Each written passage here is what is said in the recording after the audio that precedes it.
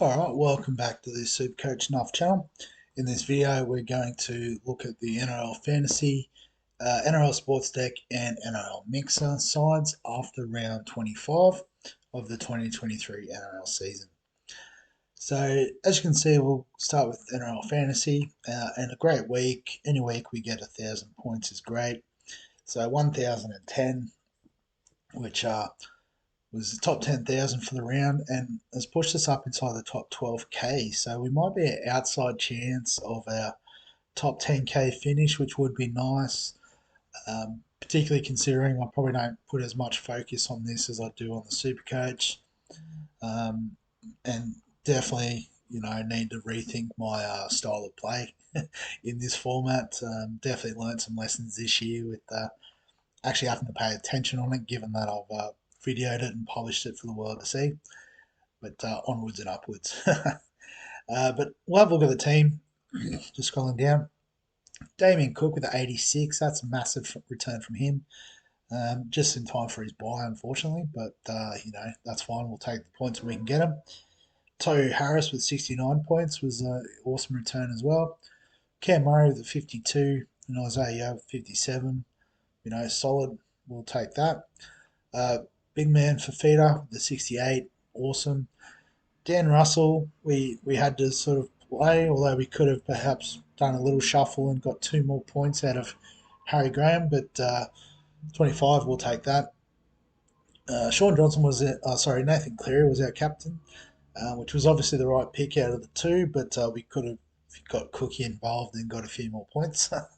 But 63 points there for Cleary, so double that was nice. 35 for SJ, so out of the halves we picked okay. Um, Although there's a half sitting on our bench we probably should have had actually.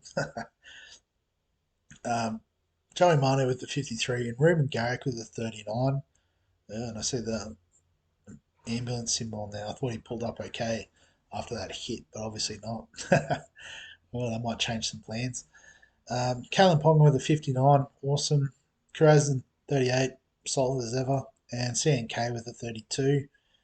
Um, and potentially an issue with the match officials if Garrick's injured. We'll have to wait and see. On their bench, Harry Grant with the 52, Appy Coruscant with the 62, Nico Hines. So here's one we probably should have captained based on the scores, but the Sharks hadn't been overly fantastic, but I think that's done, so we can bring him back in. Jermaine Hopgood with the 69 as well. So as I said, we could have started Hopgood, had Harry Graham there, and get 2 extra points, but that's probably not worth squabbling about. But in terms of this week, we've used the last of our trades last week, so we're stuck with the squad we've got. We can bring in Payne Haas there for Cam Murray. Obviously, we've got a couple of hookers on the bench, so we can use one of them.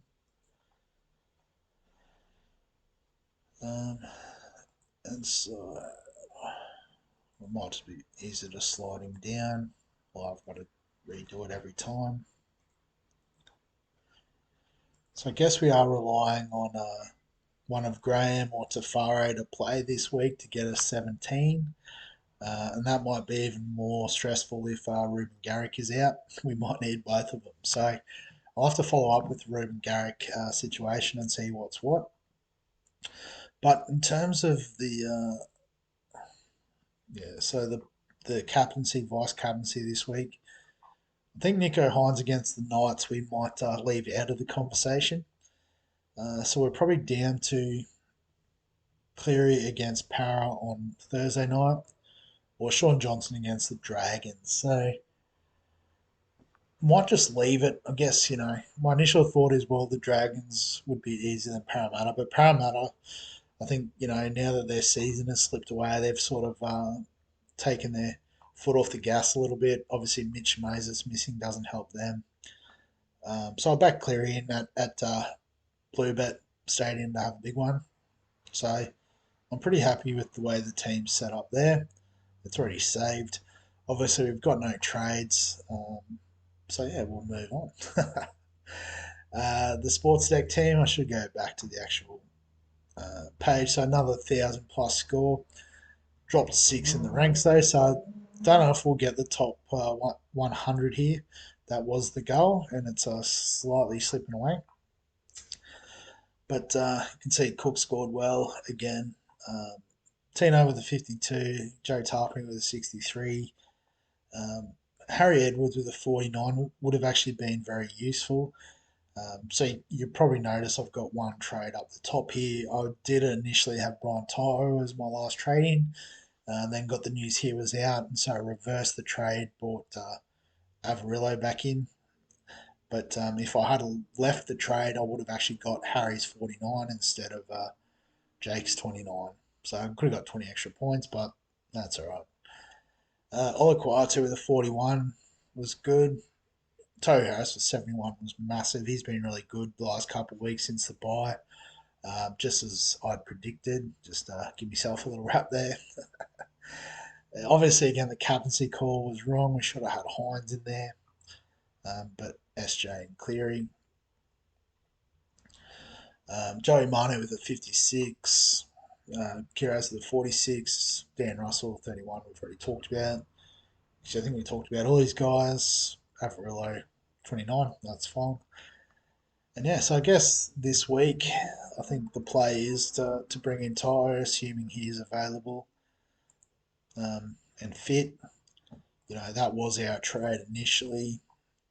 So hopefully we can do that this week. We can bring Reece Walsh back in. He'll be playing. We can bring Payne Haas in as well for someone. Well, Cook's not playing. So we'll sub him off. Sub Haas in. Yeah, he's the only South bloke we've got. And I guess again, because we can run the VC loophole, we'll go Cleary VC, Sean Johnson C in this format. Again, just Hines has probably got the toughest matchup out of the three. Could easily outscore them again, but we'll see. Reece Walsh, he plays fairly late in the round. Not as late as Ponga. No, it's fine. Leave it as is. Tohu, he plays early in the round. Maybe you swap him with Tarpany. Or actually, Olaquatu played late. Fantastic. All right, so yeah, again, no trades, not much to talk about there. But that's how the team's looking. And the last one, the NRL Mixer. So had Brian Tyre, forgot to sub him out, so probably slid further down the rankings. Isabel Kelly, 48, that's nice and solid. Cleary with 63, again, we could have gone like Nico Hines and done better. Kezi Apps with a 47, that's a solid effort too. Georgia Hale, so what's that, 39? It's probably her lowest score for the season, but that's okay. And Ken McInnes with a 36. I guess we were chasing last week's points there a bit. If we have a look at, so this round, so Nico Hines was the top scorer with 90. Marzu with 87 would have been a good get.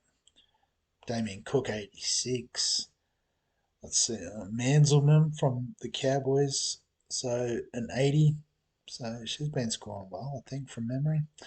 Ali Brigginshaw, I was watching a bit of this game at the blood donation centre, trying to give blood. It didn't quite, or blood plasma, it didn't quite work out. So yeah, could have had her in the halves and got a 78. Yeah, lots of male players. Torfa, she's been killing it too. 64.8 average. She might have to be the target in the middle. As much as we love Georgia Hale, we might have to switch it up a bit. Cool. All right, so looking forward to this week. Get the game week 6 going. So I've got the women's draw up here, so we can see Roosters first against the Tigers. So Roosters are going well. We might keep targeting the Isabel Kelly train. The Knights coming in second against the Sharks, so must have done good on the weekend. Like I said, I saw some of the game. I didn't see all of it against the Bronx.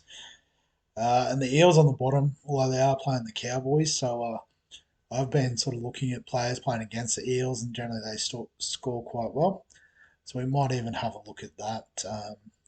So if we go to the ladies,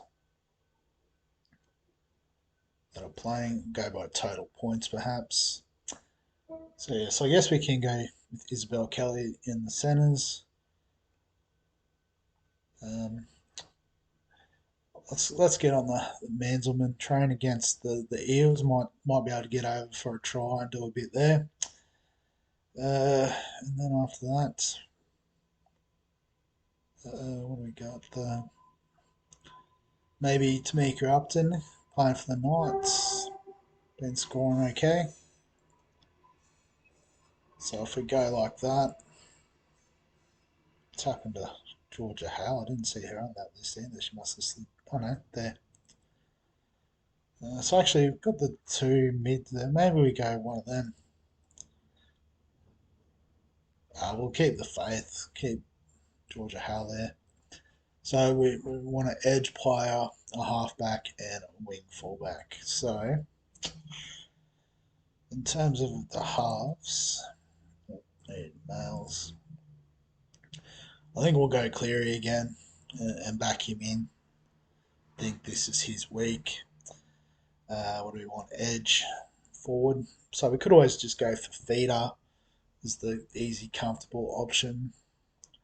Tohu Harris is on the edge. He's been playing quite well. I'm going to back Tohu in. And then the wing fullback, Dylan Edwards, I've been sort of keen on as a point of difference. Maybe this is the format to get him in on. Reece Walsh as well could be nice. Actually, he'd be in the centres, wouldn't he? I was just thinking maybe Joey Manu, but he'd be in the centres, especially if he's playing fullback with Tedesco out. Or maybe we just go Kalen Ponga, the smart choice, the the easy choice. So I guess should have a look how we're going. So overall, 676. Yeah, we're definitely on the slide. Yeah, this week, yeah, 4,000. That probably explains it. Yeah. So after our solid start over the first couple of weeks, we've game week 2 and 3, I think, is where it's at. We've just gone off the boil a bit, but it's a bit of fun, isn't it? But yeah, we'll wrap it up there. As always, if you've got any questions or comments, feel free to throw them down below. If you're enjoying the content, please like the video, subscribe to the channel. And other than that, I'll catch you in the next one.